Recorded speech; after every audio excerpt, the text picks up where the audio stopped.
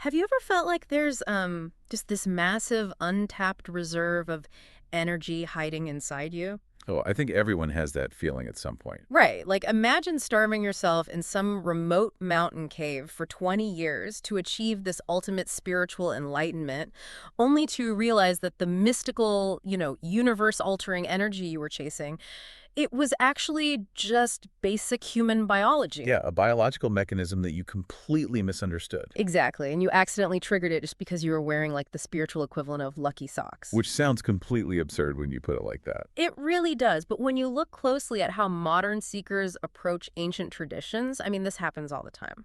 So today, we are taking a deep dive into an incredibly profound spiritual discourse by Guru Sivayogi. And this is such a great text to dig into. It really is. His entire mission here is to explore the true meaning of Kundalini, that dormant primordial energy supposedly sitting inside every single human being. But he does it by completely bypassing the pop culture myths. Right, which is a remarkably refreshing approach. Yeah, so our mission for this deep dive, which is based on the audiobook description of his discourse, is to strip away all the confusing jargon.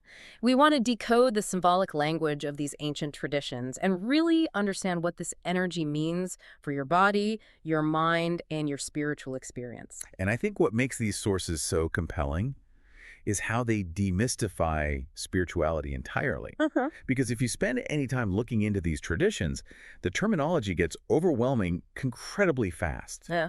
You're immediately hit with this wall of esoteric jargon and supernatural promises. Oh, absolutely. It's like you need a dictionary just to meditate. Exactly. But what Guru Sivayogi does is strip all of that away.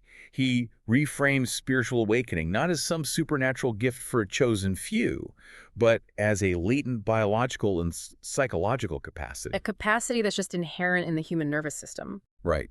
It forces you to stop looking outside yourself for answers and start examining the mechanical reality of your own inner nature. And for spiritual seekers or yoga practitioners or really anyone interested in self-discovery, that's huge. Okay, let's unpack this, because to get to that clean mechanical reality, we first have to, wade through a swamp of intense ancient I symbolism. really do.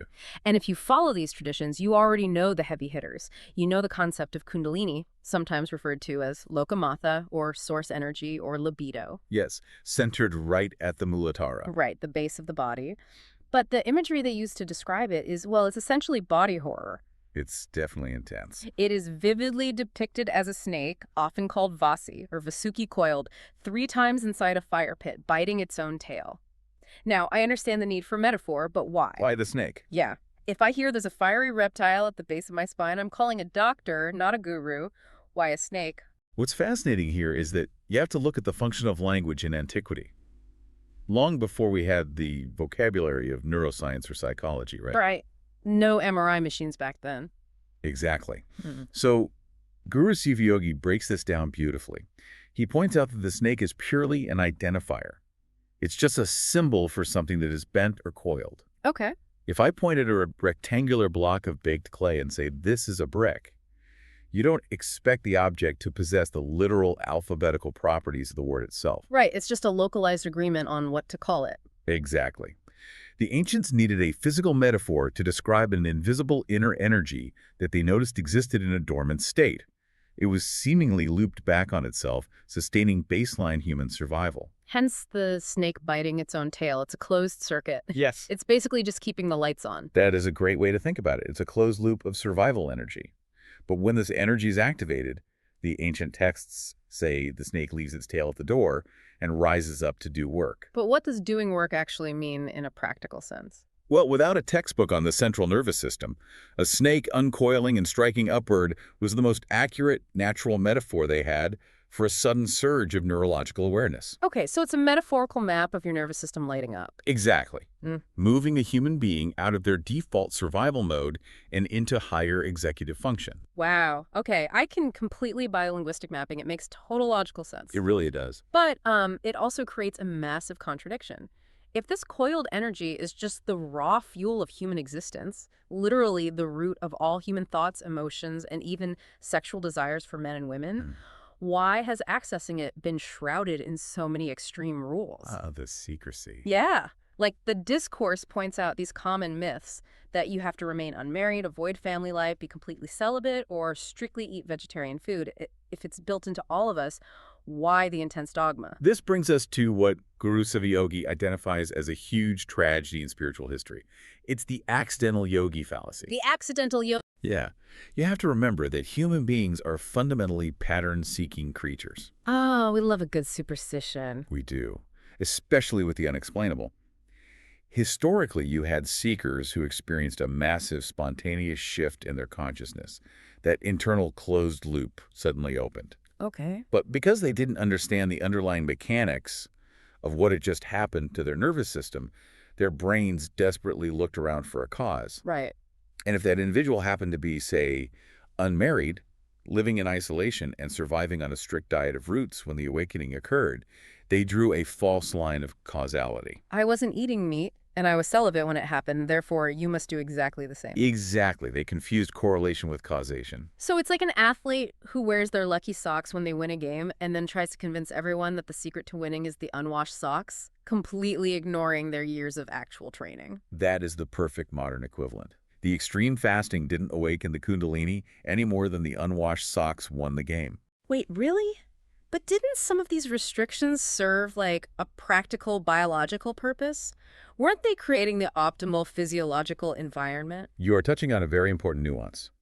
The discourse doesn't dismiss the physical practices entirely, but it clarifies their actual purpose. Which is what? Preparation. The true purpose of yoga and meditation is simply to prepare the body and mind to handle this energy safely. Think of them as structural warm-ups for the central nervous system. Like stretching before a marathon so you don't tear a muscle. Exactly that, like how a boxer does warm-up exercises before a big match. If this dormant energy represents a massive surge in voltage, a frayed nervous system simply cannot handle it.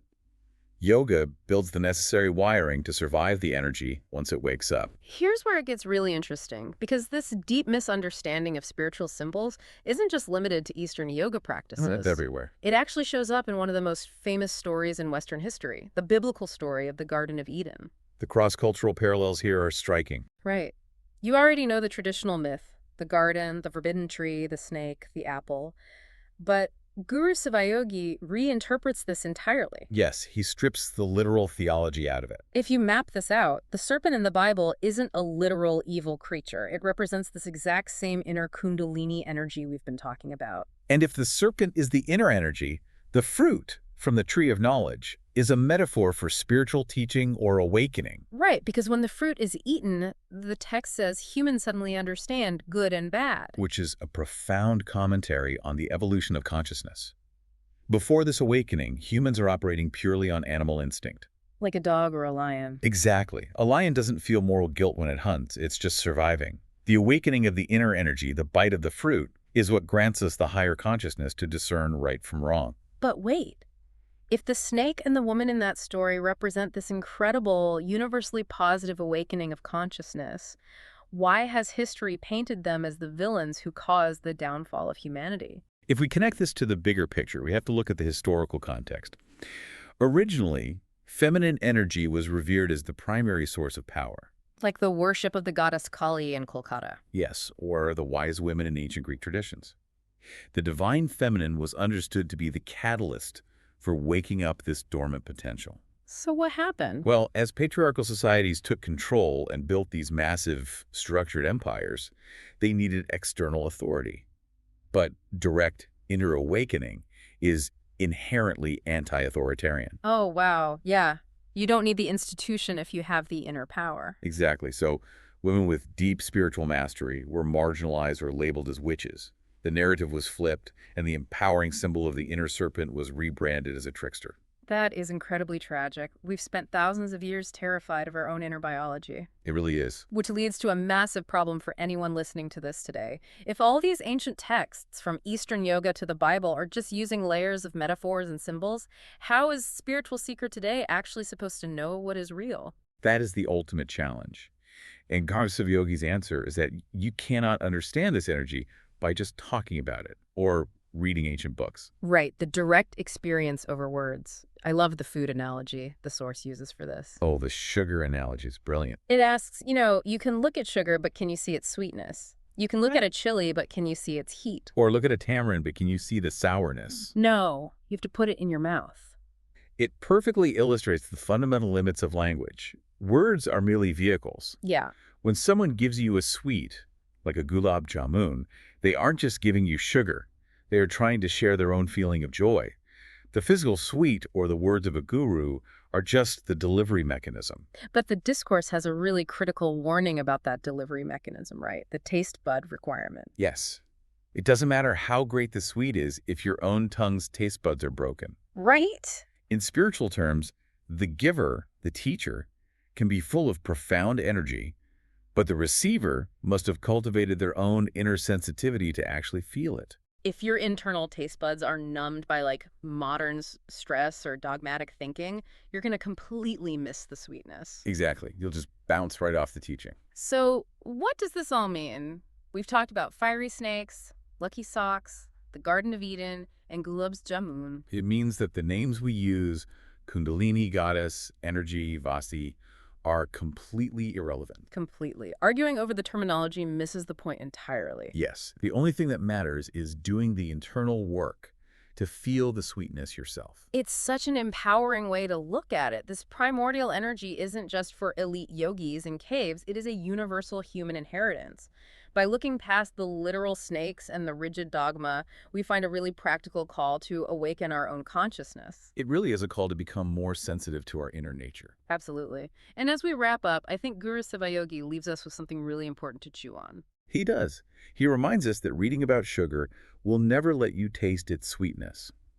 So as you go about your day, ask yourself, what profound parts of your own life are you currently trying to understand by reading about them, when you should actually be doing the work to feel them? Oh, that is a fantastic question to end on. Are you just studying the menu, or are you actually tasting the food? Thank you so much for joining us on this deep dive into Guru Sivayogi's discourse. Keep looking past the myths and keep your taste buds for life sharp.